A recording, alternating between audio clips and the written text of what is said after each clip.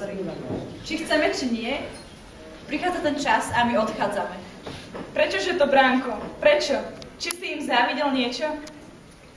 Majú oni do mňa vinu, ale ja mám do nich inú. Možno, že sa teraz tvárime, že sme veľmi šťastní, že ideme preč, ale pritom žiadna radosť, len smutok. Myslím, že nebudem klamať, keď poviem, že v každom z nás je veľký kus smutku.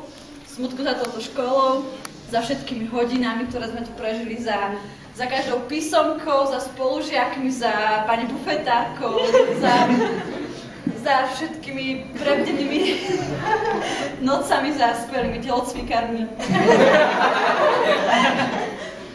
A myslím, že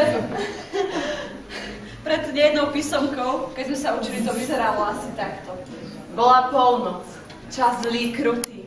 A ja slabý, pochudnutý, študoval som staré spisy v hrubých zväzkoch zviazané. Sadal na mňa o pár driemot. Odo dvier však zaznel klepot. A to mama. Emka, poď už spať. A tiež sme plní otázok po nekonečných úvahách na našich hodinách filozofie. Byť či nebyť? Kto mi odpovie? A čo šľachti ducha viac? Či trpne znášať strely a šípy nášho Romana? Či zbraň proti moru bied a násilne ho zdolať? Umrieť? Spať? Nič viac? A namýšľať si, že tým spánkom sa skončí hodina filozofie?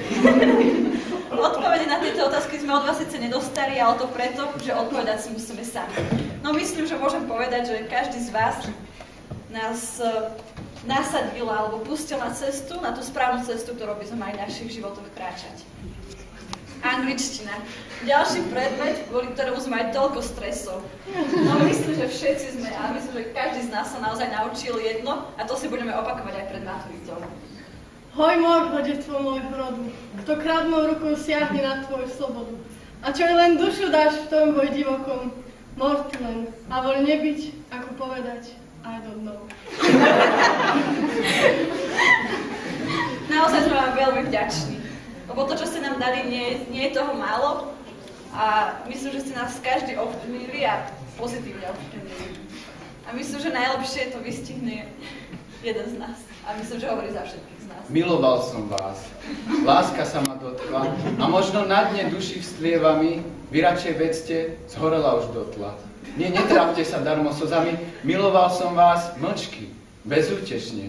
Žiarlivý, plachý dal sa túžbou štvať, miloval som vás úprimne a nežne. Keď vás tak druhý bude raz mať rád.